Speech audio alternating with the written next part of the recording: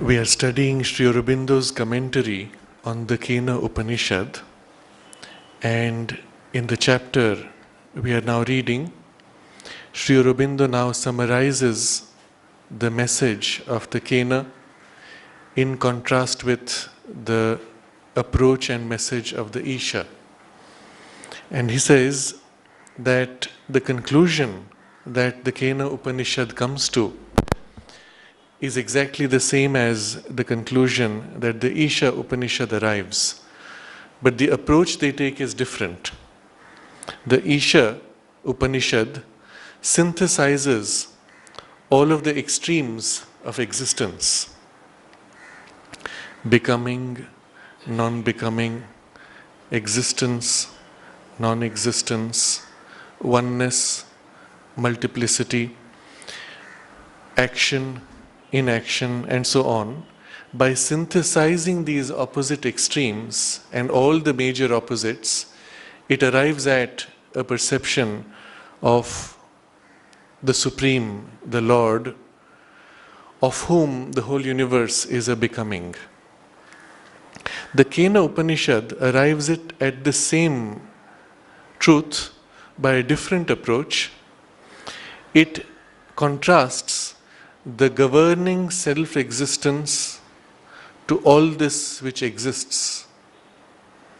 So, what exists and what we experience of the world does not exist by itself, does not act by itself. Its power is dependent on something else.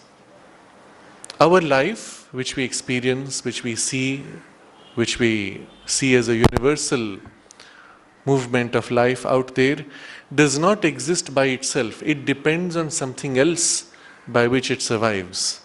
Our mind functions by dependence on a higher power which guides it, and so on.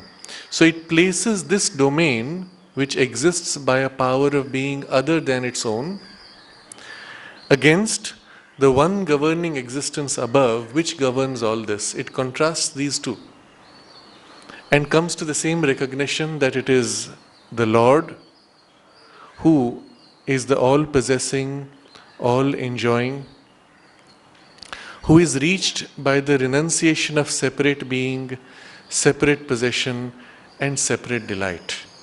So how are we to realize that divine status of our own reality? We have to renounce the sense of separate being. We have always this illusion that we are this little person. We are separate. Our separateness is first known in terms of separateness from other people. I am not you, you are not I. My family is different from your family, my country from your country, and so on.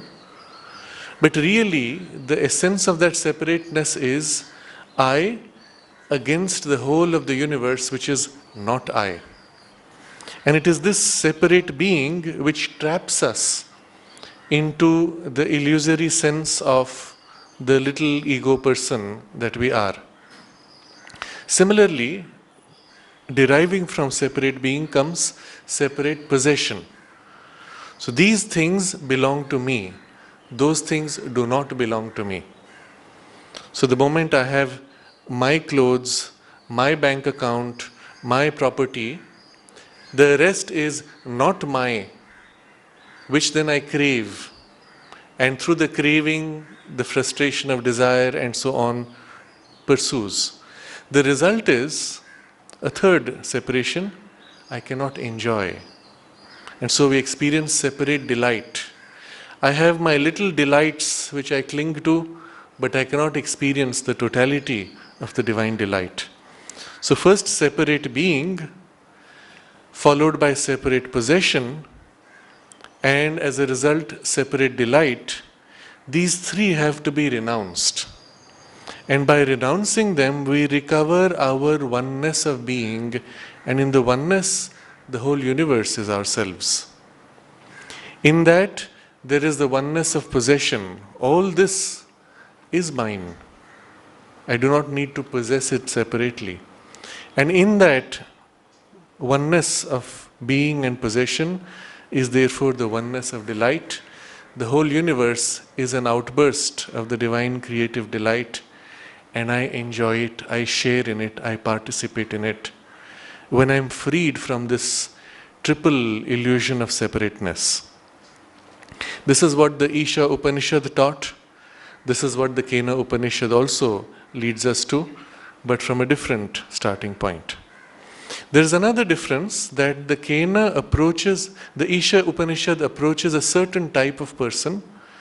The Kena addresses a different type of person. And we read this briefly last time, and we complete this discussion now, the end of this chapter. He says, Sri Aurobindo says, but the Isha addresses itself to the awakened seeker, because it is speaking to somebody who has already awakened to the spiritual life, who already knows that there is the Lord, the divine, perhaps even he has glimpses of it. So the Isha Upanishad can straight away speak of the relationship of the divine with the world, and how we are to be in that relationship, how we can participate in the Lord's enjoyment, and what is the means, and so on. It can go straight to the heart of it. So because the Isha addresses itself to the awakened seeker, Sri Aurobindo says, it begins therefore with the all-inhabiting Lord. Isha vasyamidam sarvam. All this is for the habitation of the Lord, it says. That's the very first phrase. And then proceeds to the all-becoming self. So you will see in the middle of the sequence of 18 verses, around the middle, there is this idea that we have to have the perception that all things exist in the oneness, that the oneness exists in all things, and finally, that all things are a manifestation of the oneness, the three realizations which are intended. And so, it is the all-becoming self which is now shown to us. The Lord and the universe are not different. The universe is His self-expression, self-becoming. And then finally, towards the end of the Isha, it returns to the Lord as the self of the cosmic movement, because it has to justify works to the seeker of the uncreated, and to institute a divine life founded on the joy of immortality and on the unified consciousness of the individual made one with the universal. So this is the goal that the Isha Upanishad is leading us to. And so it returns to the Lord as the self of the cosmic movement. The whole universe is as if pouring out of Him, and everything is like radiance, rays of the sun, perfectly aligned as it emerges out of Him. And as it flows into the multiplicity, all these rays begin to merge and play with each other, unfolding their complexities. And so the Isha says also that all this is perfectly arranged from the very beginning by the Lord. The unfolding movement in space and in time, and all its infinite possibilities are all held perfectly in the divine consciousness, in perfect organization, in perfect relationship. This truth is what we glimpse when we study the universe, and with all the infinite variations that we see, we can glimpse behind that infinite variation certain laws, certain principles, a structure, an order. We do not know why those laws are the way they are, but we see something common. We find that this, what we call law, is true here, is also true at the other end of the universe. It is true at a microscopic level, it is also true at a macroscopic level, at a galactic level. It is true 1 billion years ago, and it will remain true after 1 billion years. And these are the principles and laws that we capture, and we organize them, and we say, this is science. But this is possible because there is a hidden, secret, underlying order which the divine has conceived freely. It could have been anything else. What He has conceived as the basis of His perfect organization of the universe, we glimpse and we say, we have now discovered how and why the universe is what it is. But that's not true. It was his freedom in which to pour out in this way. It could have been just any way. So this idea that there is the Lord as the self of the cosmic movement, presiding over, enjoying, of whom this universe is an expression, this leads us to the idea that the divine himself is working, participating in life, working in every minute detail. It is his energy, his creative power which builds the atom, which builds the shell, which builds a civilization, which builds the galaxy. And therefore, works are justified of the human being. We may be seeking the one who is uncreated, and therefore we might say, because he is uncreated, we must withdraw from life and from the work. But the Isha teaches he himself is participating in the work and in life, and therefore, although we seek him, we must also, with him, participate in his work. Otherwise, we will know him only in his partiality outside the work. We will not know him in his most beautiful creation, which is himself also. So it justifies works to the seeker of the uncreated, and on this basis, it institutes, the Isha Upanishad institutes a divine life. That there is a life that we see which is presently still half developed, a universe still under construction, incomplete, and therefore we see more of darkness and ignorance. But if the divine himself is working through this darkness to manifest his divinity, we too are intended to participate in that and participate in establishing a divine life on earth, in matter. But what will be the basis of that divine life? He says, founded on the joy of immortality and on the unified consciousness of the individual made one with the universal. So these are the two foundations on which this divine life is going to be established. First, it is the joy of immortality. That our consciousness currently experiences mortality. We are born and we have to die. And we feel as if we exist only within these two bordering points. Before and after is for us non-existent. It is death. But the reality is that there is a continuity of consciousness, not only at a cosmic level, because it is the one Lord, immanent, eternal, pouring himself out continuously. We, as a part of that movement, also are in a continuous pouring out eternally. But we also, as an individual, have an eternal journey. We are essentially also immortal. And the recovery of that immortality and the joy of that immortality is the first foundation of the divine life. That immortality manifested itself as the universe because of the joy of manifestation. We too took birth, entered the domain of creation as a movement of joy, of manifestation. And therefore, in our deepest seat within the soul, although evolving as a soul, although passing through the struggles of life, in our deepest seat of the soul, we are always in that delight. The delight to be, the delight to manifest, the delight to play, the delight to grow through all these difficulties, to become more and more complete in our identity with the divine, and to manifest more and more completely that divinity which we already are secretly. So the joy of immortality, that is the first foundation of the divine life.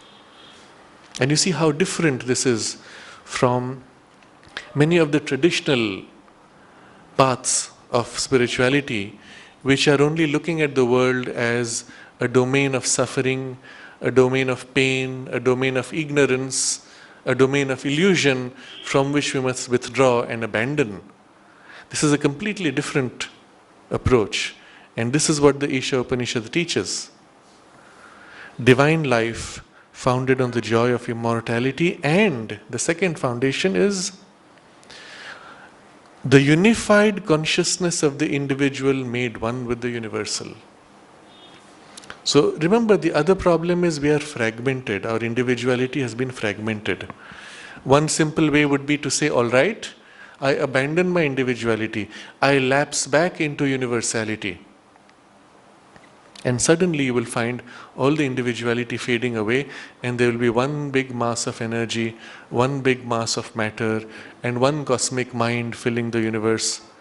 There will not be the joy of the multiplicity and the play and the unfolding. So the individual has been put out as a separate experience, and the millions of billions, unending series of individualities are put out as a separate experience for the purpose of the play, for the delight. And so it is not extinguishing individuality which is the aim, but fulfilling it. And how is it to be fulfilled? When the individual is made one with the universal, but not as a dissolution, but as a recovery of an underlying truth which was always there. So I experience myself one with the universe, and yet I am the universe putting forward this special figure of personality, this person, distinct from that person who also is one with the universe, who is myself in another form, in another aspect, in another play, in another role of the play. And it is on this unified consciousness of the individual made one with the universal that the divine life can be realized. You notice the reason why human life very quickly breaks away from any idealism or any possibility of divine life, because we end up quarreling. We end up with opposition of our approaches, conflicts of our needs, because our individualities are fragmented. When all of us realize each other to be ourselves in various forms and disguises, then we can play the game of difference, but without the conflict and the chaos of that conflict. And it is in that that the divine life is to be realized. The image most beautifully represented in the Puranic tradition is of the dance of the gopis with Sri Krishna. It is in the moonlight, the moon representing here Soma, the divine power of delight, and the whole universe is filled with that light of Soma and delight. And the delight itself is manifested by each of the gopis representing the human souls, playing with Sri Krishna, the Lord. And the Lord multiplies himself, that he is with each gopi uniquely.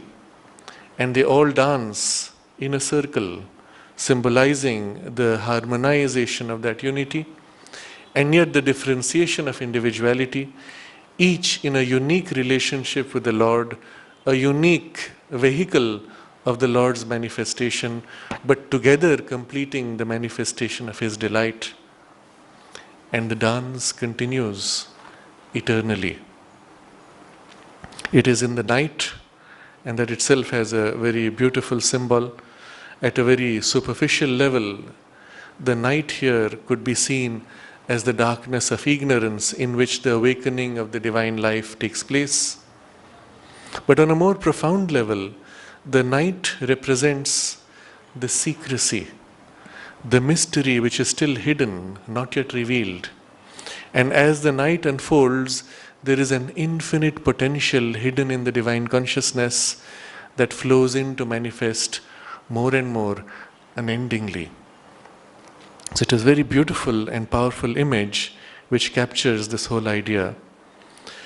To institute a divine life founded on the joy of immortality and on the unified consciousness of the individual made one with the universal. And so this is the message that the Isha Upanishad teaches us, leads us to. And Sri Aurobindo now compares this with the message of the Kena Upanishad, and he says, the Kena addresses itself to the soul still attracted by the external life, not yet wholly awakened, nor wholly a seeker. So while the Isha Upanishad was already addressing to a soul who is awakened, who is seeking the divine, and who wants to participate in this divine manifestation, the Kena Upanishad approaches us, the soul which is still attracted by the external life. We cannot say that the life has proved to be insufficient. We are still attracted by so many things. Did you see what is the latest movie? And it is such a wonderful thing, so interesting. Do you know the news, what has happened? These are things which still attract us. We are not ascetics who say we are done with the world and now we have to find the divine only, and that's the first priority for us. We say yes, that is our first priority in idea, but not in our senses, not in our emotions, not in our life cravings.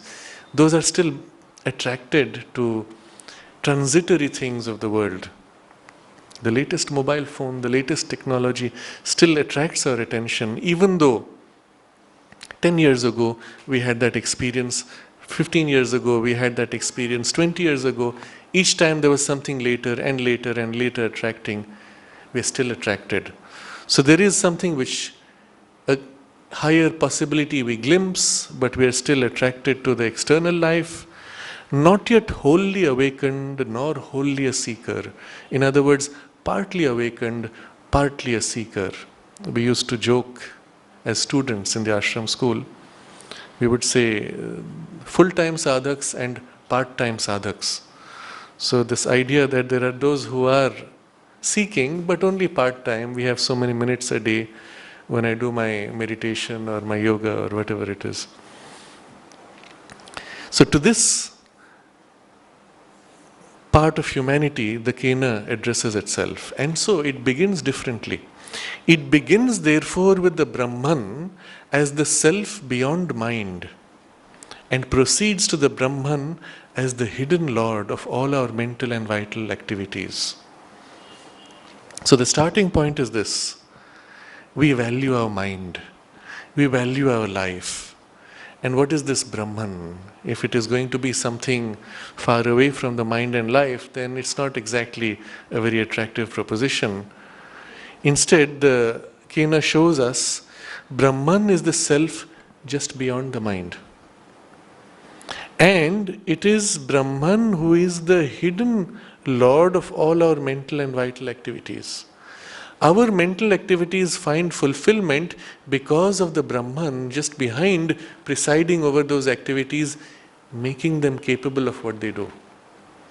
Our life, our vital activities similarly are fulfilled because of this influence of the Brahman, the self, which infuses into them what makes them effective.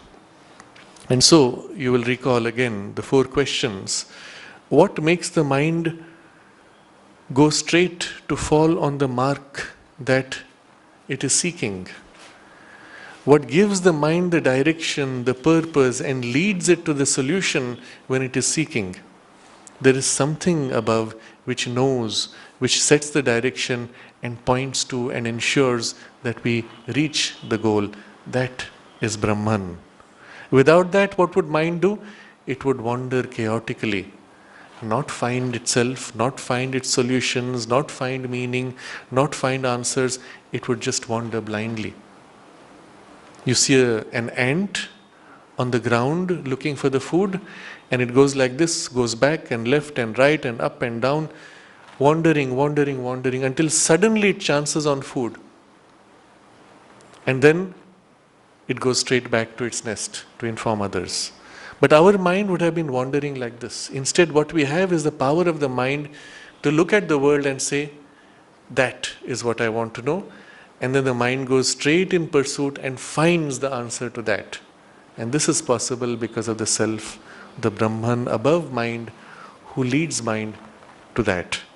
So the point we get to is, if we want to truly enjoy the mind's possibilities and fulfill the mind's potential, we must tap into that reality which makes the mind effective. Second, what makes the life breath move forward on its path? This was the question, second question raised. Our life, we experience not again wandering like the ant. We have a sense of purpose, we have a sense of direction, we have an ambition, we want to achieve something, we want to experience and do. What gives life that sense of direction? What gives it the strength to persist, to overcome and reach that which we want to do? It is again the self, the Brahman behind, presiding over, who gives that impetus and gives it the strength to go all the way, overcome and realize and fulfill. And therefore, if you want your ambitions of life to be truly fulfilled, and I use the word truly especially here, not perhaps in the way you thought, but in the way you feel it must be. And the ambition is not fulfilled by doing what you thought, it's by doing something which is greater than what you thought. Then you need the help of that Brahman to amplify what the Brahman is already doing, to give that fulfillment, and perhaps even a greater fulfillment than you could imagine. The third question, by whom impelled is this word that men speak, this creative power of expression, to draw something new, to express what is within, still unformed, still unspoken, still unmanifested. This power to create and make real what has not been is again sourced from, impelled by the Brahman just above the mind and life. And therefore it is by aligning to that source that we can become the most creative, the most expressive, the most effective in manifesting. And finally, what God set eye and ear to their working? The senses themselves become amplified, enriched, fulfilled when the Brahman is able to fill them with his delight and with his seeing and experiencing. So the Kena Upanishad points now to the Brahman as the self beyond mind, proceeds to the Brahman as the hidden Lord of all our mental and vital activities. We don't realize it, but because that hidden Lord is there, all this is possible. And therefore, the closer we come to that Lord, the more fulfilled we are in all that happens. And so Sri Aurobindo explains, because it has to point this soul upward, beyond its apparent and outward existence. So the purpose of the Kena is to point us upwards, but not in denying what is there, but in fulfilling. Because all this is His manifestation. He is the Lord of this. And to realize Him is to recover our own lordship in the world and our own true free participation in life. So it comes to the same conclusion as the Isha Upanishad, but you see how different the starting point is. Much more reachable for the common man and for our journey upwards. Now Sri Aurobindo explains how this is organized in the structure of the Kena Upanishad, but the two opening chapters of the Kena only state less widely from this other viewpoint the Isha's doctrine of the self and its becomings. So the same teaching of the self and its becomings is there in the first two chapters of the Kena, less widely. So we read the first of the chapters last time, and we saw how in each of these questions that it is answering, it points us as if through a gateway how we can connect to the perception and the experience of the self, which is above the expressed word, which is above the mind, above the eyes seeing, above the ears hearing, above the breath, and yet infuses them and works through them and makes them effective. So this was the way it bridged the two domains. The second chapter, which we have not yet seen, goes more deeply into that relationship, but as you can see, more narrow, more specific, limiting themselves to these four facets of our life experience. The Isha Upanishad, on the contrary, went very wide, embracing the extremes. And then he says, the last two chapters of the Kena, the last two repeat in other terms of thought the Isha's doctrine of the Lord and his movement.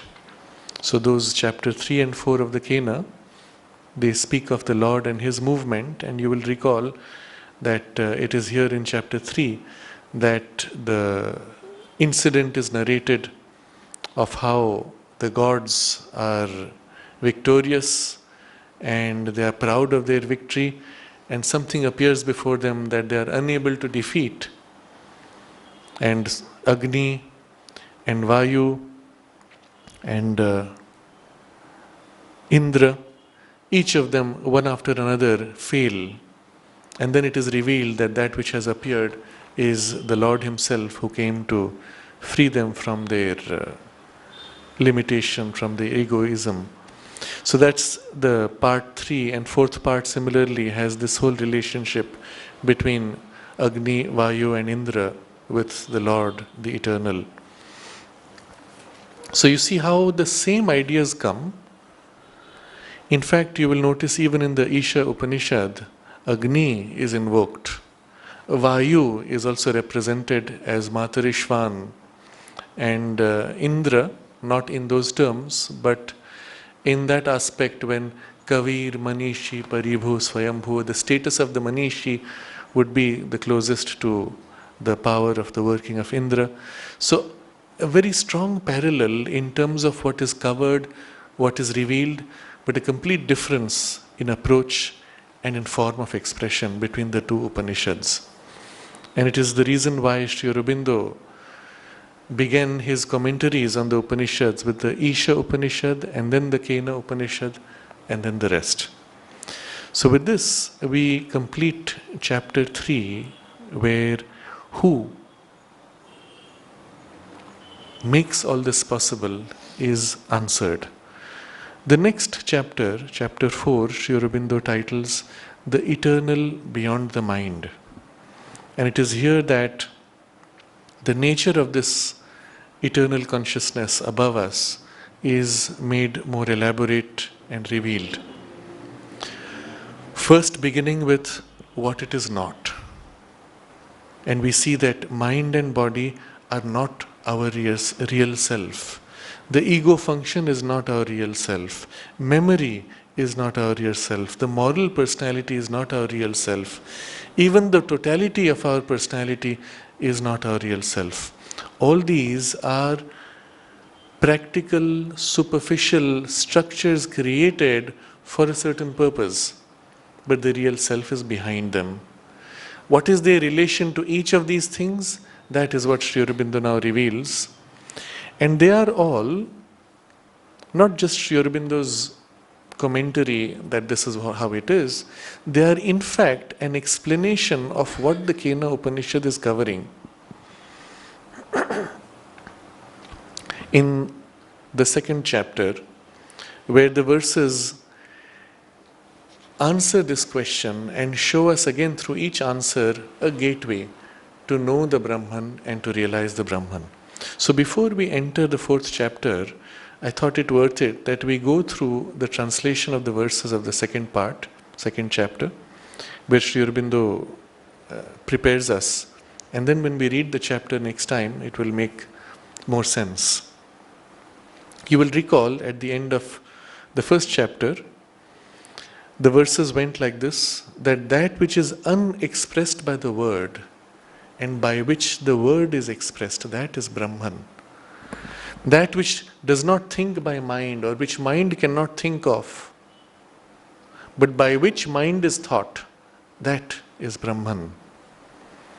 That which doesn't see with the eyes and which the eyes cannot see, but which makes the eyes seeing possible, that is Brahman. that which does not hear with the ears, that which the ears cannot hear, but that by which the ear's hearing is actually heard. They make the hearing of the ear possible. That is Brahman. And finally, that which breathes not with the breath, and which the breathing cannot breathe, that by which life breath is led forward in its paths, that is Brahman. So in this way we saw already a relationship set. Through all of these senses, that makes the senses and these powers work. But none of these powers is able to see that or know that, because they are secondary powers. They are functions of that and are unable to know their own source. So the second chapter now takes this idea and it uses a very skillful play of apparent contradiction to help the mind break free. Again, in the chapter 1, it was said,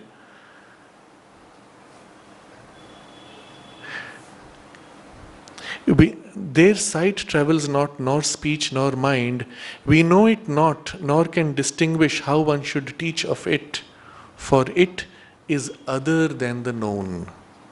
And then, just to correct, just because we might think, oh, that is unknown, it says, it is there above the unknown.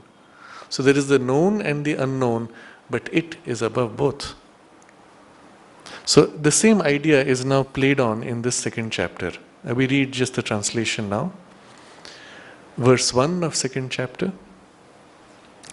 If thou thinkest that thou knowest it well, little indeed dost thou know the form of the Brahman. That of it which is thou, that of it which is in the gods, this thou hast to think out. I think it known. So the idea is, by thinking, you cannot get to it. And if you think you know it well, then you know very little of it. Because the moment you know well, what is the character of thinking? I know well when I can reduce to forms and words. And the moment you've reduced to form and words, you have lost it. The deepest truths are the most difficult to express. Our deepest feelings are the most difficult to express because they are true in a station which is not in the domain of form. So when we say we experience love, we experience joy, we experience happiness, try to define those words and you find it very difficult. The definition is reductionist. It reduces the whole experience to, I feel hot in the chest, my pulse rate goes up, my pupils dilate, but you could get that during a fever. That's not what you're feeling.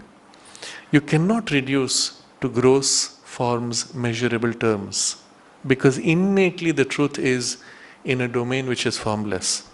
So when you think that you know it well, then you don't know truly the form of the Brahman. And yet, that of it which is thou, that you have to think out. You are a part of that. Which part of that are you? That you have to think out. Or which part of that are the gods? That you have to think out. Then you come closer to it. If you think about it in this way, and we just use this idea as a form of meditation perhaps. Think of the whole world, the whole universe, as a bursting out of an ocean of energy, whirling in the whirl of particles and atoms and molecules, joining, playing, creating stable structures, cells, structures of organs and the body, and so on. What are we in that? Are we just this bundle of energy? Certainly not. There is something else which animates this bundle of energy, which gives us the feeling that we are, that we exist, that we have a purpose. That is closer to the Brahman. That awareness that can stand back and observe, that awareness that can know things and itself, that is closer to Brahman. But in that awareness, there is a part that is lost in the movement. I am body. And there's a part of the awareness which can stand back from the movement. I have a body. So the station standing back is closer to the Brahman. And so on, a kind of a meditation disengaging from the phenomenon, but identifying the part of the Brahman that we are truly in the manifestation. Because after all, everything is Brahman. Everything is his manifestation. But the part of the Brahman which we are more truly, that is closer to him. I think it known. Verse 2, I think not that I know it well, and yet I know that it is not unknown to me. So we have come to the conclusion that I don't know it well. But I can't say that it is unknown to me because I am a part of it. It is a part of me. There is some deep connection. I know there is something within me that is that. So, he of us who knows it, knows that.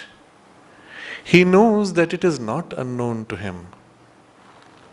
So you see how it is a kind of a meditation. You can dwell on these, and there's a kind of a contradiction which helps you to break free from the limitations of the mind. It is very similar to the styles of the Zen koan. These are verses, statements, which have some kind of an internal contradiction or a logical challenge, a puzzle, which helps you to, a riddle, which helps you to break free from the limitation of the mind and touch something higher. So again, if we dwell within us, and this verse points in this direction, I think not that I know it well. So my mind has accepted that I don't know it well. And yet I know that it is not unknown to me. Sri Aurobindo captures a nuance in the translation. I think, and in the thinking I know that I don't know it well. Yet I know that it is not unknown to me. It's not yet I think, it is I know. So there's a part of me which is not thinking, which knows. So if I ask you, how do you know? Do you know that you exist? How do you know that you exist? Well, simply, the fact that you exist is not a thought out fact. I don't think that I exist. I know because I am. So it is in this I know that you find yourself closer. I know that it is not unknown to me. So in that part where I know because I am, there is a familiarity. Verse 3, he by whom it is not thought out has the thought of it. He by whom it is thought out knows it not. It is unknown to the discernment of those who discern of it. By those who seek not to discern of it, it is discerned. So the idea is, if you chase it with the thought, you lose it. If you do not pursue by thought, then you know it. If you try to discern it, then you lose it. If you try not to discern, then you discern it. So discernment and thinking, these are the two facets, thought and discernment. We will look at the Sanskrit words later for deeper insights. But the idea is, in discerning, we are trying to separate out what is permanent, what is more real in the yoga of knowledge. In the Jnana Marga, there is the meditation on the theme of what is permanent, what is more real, and there's a kind of a sifting out that takes place. So we tend to know it by a kind of a sifting out discernment, or by dwelling on it by thought. Either way, the moment the thought approaches directly, you do not have the thought of it, because it is beyond thought. But he by whom it is thought out knows it not. But he by whom it is not thought out has the thought of it. So how do you not think of it? How do you not think of Brahman in order to be able to know it? So the idea here is that the mind has to think. You can't tell the mind, okay, kill the mind and somehow you will know Brahman. The mind is there as a vehicle, it's a tool, it's a link point. Because remember, it is Brahman who leads mind to its mark. But the mind, if it tries to chase Brahman, falls because it reduces to its terms of thought form that which is beyond thought. So yet the mind has to be used. You have to not think out. And that means the mind must turn to the Brahman without thinking. Turn in awareness and dwell in awareness. And then the mind catches it. And because it is mind catches it, it is thought which catches. So how does thought catch it? And the analogy here is naturally the image we have in the yogic tradition. The surface of the waters, as they are shimmering, shaking, they do not give a clear reflection. When the surface becomes still, then it reflects the sun or the moon or the truth above. But the waters of the mind must turn up in order to be able to reflect. So the mind must seek. The seeking is necessary, the aspiration is required even in the mind. And so the mind turns, but in silence, in stillness. And in stillness it turns, dwelling on the Brahman, and then the Brahman settles as a reflection or even as a power revealing in the mind, and then the mind knows it. So by not thinking it out, by receiving in this way, you can know it. But the moment you pursue, by thinking it out, you don't know it, because the waters become agitated, the experience, the connection is lost. And this is very easy to do, as we are, if we simply become very quiet and turn our awareness to the silence that fills the whole universe. Listen to the silence. Or with the mind, we turn to the awareness of the vastness. There's an emptiness, a vastness that spreads out into infinity, and we dwell in mind on the sense of infinity. Or with the mind, we turn and visualize and feel the sense of eternity, from infinity of time into an unending unfolding of time, and we dwell on it. The sense of eternity is more difficult to capture. The sense of infinity is easier for most people. But even easiest is the listening to the silence which is behind the sounds.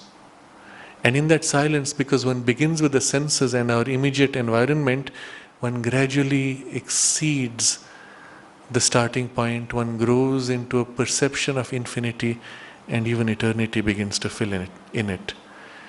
And when we listen to that silence, gradually we begin to feel the presence of the self filling that silence. He by whom it is not thought out has the thought of it. He by whom it is thought out knows it not. And you see how the mind can be made a vehicle to realize, and the secret is given here.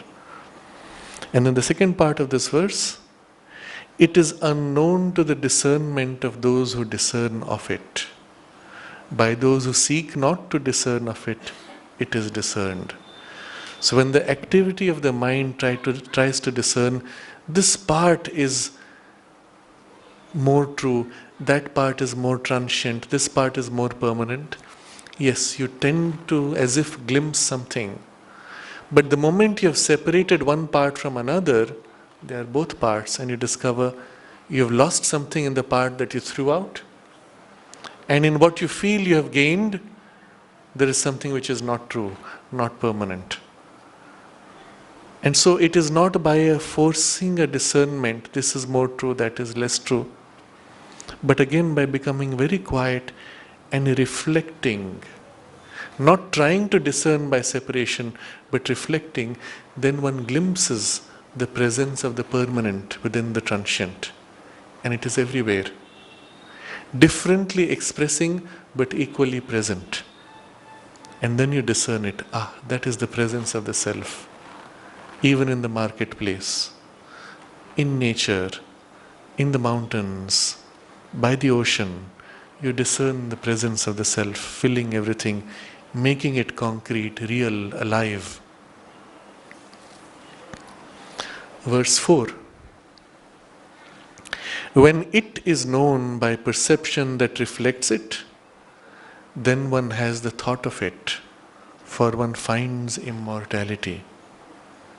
By the self, one finds the force to attain, and by the knowledge, one finds immortality. All of these Sri Aurobindo will elaborate much more, but for now it's just a first glimpse, so we don't go too deep. So through these first few verses, first 3 verses, we have already got now a beginning of a sense, a perception of the Brahman, the self. So when it is known by perception, and how does perception know it? Perception that reflects it. It is known, then one has the thought of it. Because when you feel this presence of self, who is feeling it? Your mind's awareness, your heart, and it is in the domain of thought that you can say, now I am thinking, I am dwelling, I am meditating on Brahman, on self. Then one has the thought of it, for one finds immortality. The permanence of the Brahman is felt concretely. By the self, one finds the force to attain, and by the knowledge, one finds immortality. So it is because of this self existent in us that we find the force, the capacity to realize this. Secretly, we are the self, and therefore when we become very quiet, our mind becomes very quiet. Because we are self, therefore we are able to attain to the experience of the self. And by the knowledge of that self, there is the perception of the permanence of ourselves and of life, and therefore the experience of the immortality. And verse 5, the last of the second chapter. If here one comes to that knowledge, here meaning in this world, in this mind, in this life, in this body. If here one comes to that knowledge, then one truly is. If here one comes not to the knowledge, then great is the perdition. The wise distinguish that in all kinds of becomings, and they pass forward from this world and become immortal. And you see, this is capturing the same teaching exactly as the Isha Upanishad. So if here in life, in mind, in heart, in the body, one comes to that knowledge means the perception of the self, and one experiences the presence of the divine, then one truly is, because that is real and we are now real. Our experience of life is real. But if one comes not to that knowledge, then what are you? You're just this hollow movement, mechanically pursuing, which lapses eventually. Then great is the perdition. Everything is lost, everything is wasted. On the other hand, when the immortal is felt and experienced, everything is with you, because the immortal is all things. And what you receive, what you experience of life is held in your consciousness permanently across lives. Whereas all that is transitorily experienced passes on and is simply wasted. Who is a wise person? The one who distinguishes that in all the becomings. And so the wise distinguish that in all kinds of becomings. In fact, the true experience is when we see and feel the oneness of the divine in everything without exception. All are seen as becomings of the oneness. And you see how it reflects the same teaching of the Isha Upanishad, just differently worded, differently approaching. And so the wise, having distinguished that in all the kinds of becomings, they pass forward from this world and become immortal. So you can see it on many levels. Pass forward from this world is, of course, when you make the transition, your consciousness is immortal and you can make a transition to go into the other worlds, take new births, but there is continuity of consciousness. The immortality of consciousness is now realized. You can take it on a very practical level, or you take it more profoundly. This world which we experience, the way we experience, is an experience of ignorance. And the wise pass from this world and become immortal because now they no more experience ignorance, they experience the permanence of the divine, the Sat Chit Ananda, the immortality in life. And they pass from the world of ignorance into the domain of Satchidananda here in life. So such is the theme of the second chapter, of which Sri Aurobindo makes reference here briefly, when he says, the two opening chapters of the Kena only state less widely from this other viewpoint the Isha's doctrine of the self and its becomings. But now in Sri Aurobindo's commentary in the next chapter which we will take up, this is all elaborated, and you will see how Sri Aurobindo approaches it, going in minute detail, drawing out all the implications of what is held in essence in these very pregnant verses of the second chapter of the Kena Upanishad. And remember, Sri Aurobindo's object is to draw out for the mind, place in the structure that the modern mind can understand what is captured in this very potent, concise form in the Upanishadic formulation. So it begins like this. The Upanishad first affirms the existence of this profounder, vaster, more puissant consciousness behind our mental being. That, it affirms, is Brahman. Mind, life, sense, speech are not the utter Brahman. They are also Brahman, but they are not utter Brahman. They are only inferior modes and external instruments. Brahman consciousness is our real self and our true existence. So how is it that we don't experience it? How is it that we feel ourselves more mind and body and ego and memory? This is the theme of the next few paragraphs, which we will continue next Sunday. We can briefly meditate on this theme. Yes. Mm-hmm. Yes, yes. Yes. So in the Isha Upanishad also the same idea is there, that as one attains to the consciousness of immortality, one is not only freed from suffering, because suffering belongs to a fragmented consciousness, but one begins to enjoy the delight of creation, the ananda of the manifestation, even while in mind and body. And to the extent that these parts participate in the recovery of the oneness, they also experience the ananda and the delight of existence. The soul rests in the Brahman while experiencing the fullness of life. Brahman is not far away. Brahman is here in life, covered by the forms of life. And the soul rests in Brahman while the powers of the soul participate in life from the freedom of the soul. And therefore the implication also, yes, the soul is freed from the compulsion of rebirth, but in its freedom it fulfills the reason why it took birth and chooses to stay and participate in the divine manifestation. The goal was not to get out once you have attained to the freedom. Then you would never have entered in. You entered in because you had to fulfill something and realize something. So having become free, it can now freely participate in the manifestation of the divine.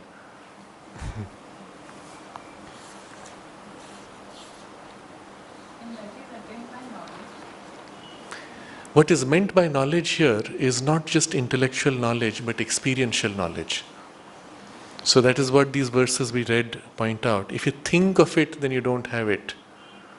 But if you approach it by not thinking of it, then you have it. So that teaches you the nature of the knowledge which is meant here. The problem is the English vocabulary is very poor. We have to use this word knowledge for many different experiences. So we have to distinguish how we are using the word here. It is an experiential knowledge which is not narrow intellectual formation, and yet it is experienced by mind. So the life experience or sufferings in the knowledge which we get, when we say we learn some lessons in Yes. life. So is it the same? It is similar to that, where the lessons we learn from life are lessons which we have of growth in experience. We have become now a more mature person, a more complete, a less narrow person.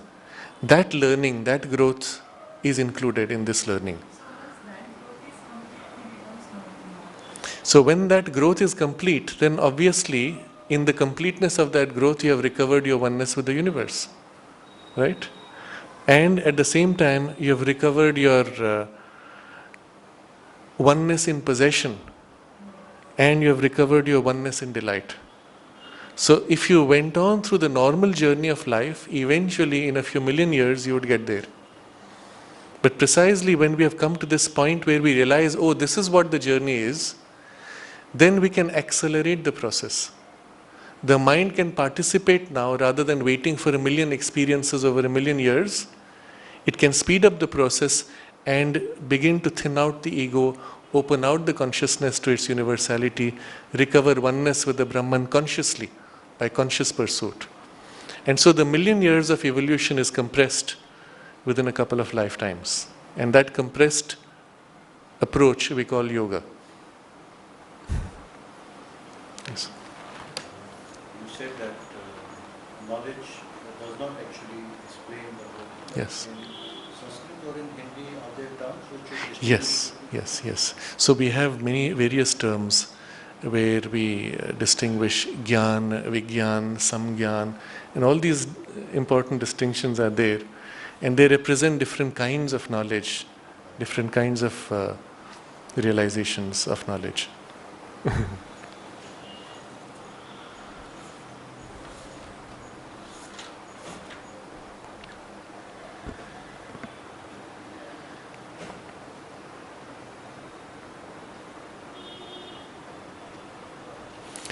When it is known by perception that reflects it, then one has the thought of it, for one finds immortality. By the self, one finds the force to attain, and by the knowledge, one finds immortality. If here one comes to that knowledge, then one truly is.